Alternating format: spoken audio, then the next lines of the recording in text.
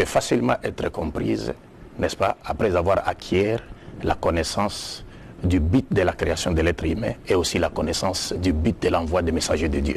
C'est-à-dire, il nous suffirait seulement de connaître le but de la création de l'être humain et le but pour lequel Dieu a envoyé ses messagers, pour savoir aussi, aussitôt que l'islam, c'est la seule voie du salut pour toute l'humanité.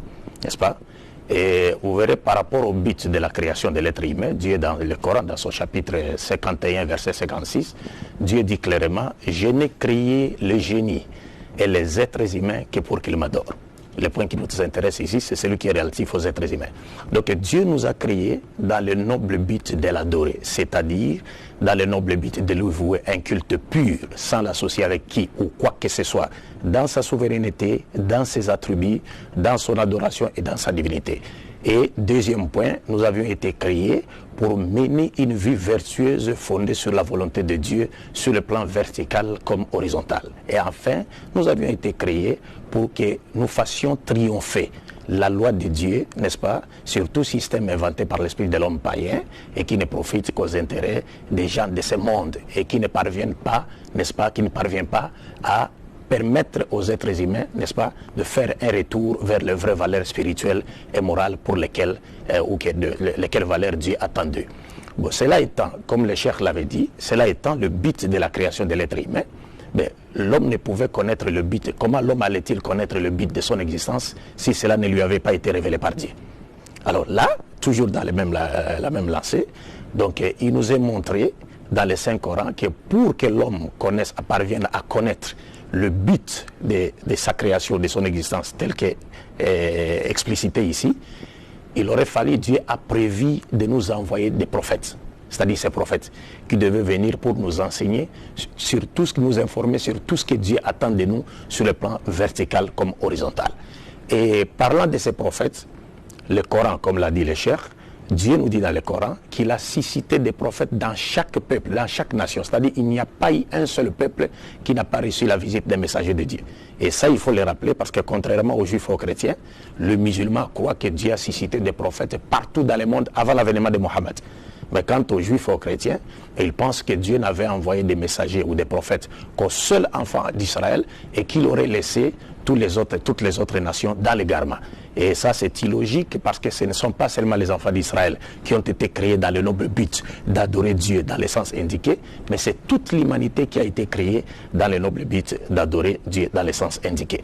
Et cette vérité coranique, ici je me dois encore de dire aux gens que l'humanité doit faire preuve de reconnaissance envers le prophète Mohammed qui a révélé cette vérité qui demeurait encore cachée jusque-là. Parce qu'aujourd'hui la science archéologique confirme ce que dit le Coran. La science archéologique nous montre qu'il n'y a pas eu un seul peuple qui n'a pas reçu la visite d'un prophète. Et la preuve en est que lorsque vous sillonnez d'ailleurs dans le verset que Cheikh a cité, au chapitre 16, verset 36, Dieu nous dit clairement dans ce verset, Fasiru fil ardi fanzuru kayfa kana aqibatul mukadzibin. C'est-à-dire, sillonnez la terre et vous aurez des preuves sur ceux qui ont mécrit quand on leur avait envoyé des messagers. Et la science archéologique confirme aujourd'hui que chaque peuple avait reçu de la part de Dieu la visite d'un peuple. Parce que lorsqu'on sillonne, la visite d'un prophète plutôt, parce que lorsqu'on sillonne la terre, on trouve que dans chaque peuple croyait en Dieu. N'est-ce pas? Croit à l'existence d'un Dieu unique. Même si sa conception de Dieu est remplie d'idées idolâtres et polythéistes, mais il croit quand même à l'existence d'un être suprême. Et que cela ne nous étonne pas, parce que s'il y a des gens qui croient en Dieu, mais que leur conception est remplie d'idées polythéistes ou idolâtres, la science archéologique nous dit, c'est après le passage des messagers de Dieu que ces peuples sont tombés dans l'idolâtrie et le polythéisme. Et le Coran nous l'avait déjà dit au 7e siècle, toujours au même chapitre, le chapitre 16, versets 61 à 63, Dieu dit à son prophète Mohammed, la paix de Dieu soit sur lui, très certainement nous avons envoyé des messagers avant toi. Mais après leur passage, le diable est venu pour les détourner du droit chemin. Est-ce que vous comprenez? Et parlant du nombre de prophètes qui ont été envoyés au monde, parlant du nombre de ces prophètes de la part de Dieu qui connaît ces messagers, parce que c'est lui qui les avait choisis, inspirés et enfin envoyés, le prophète Mohammed nous dit, la paix de Dieu soit sur lui, Dieu a envoyé 124 000 prophètes, dont 313 messagers. Parce qu'il y a une large différence entre prophètes et messagers, je ne voudrais pas ici rentrer en détail, et que tous ces prophètes-là n'ont apporté de la part de Dieu qu'une seule religion. Les prophètes nous disent, dans une tradition prophétique, Nahnu ma'ashar al-anbiya abna'ulad dinuna wahid. Nous, l'ensemble des messagers de Dieu, c'est ce que disait le prophète Mohammed, nous sommes comme les enfants d'un même père, mais de mères différentes. Notre religion est une.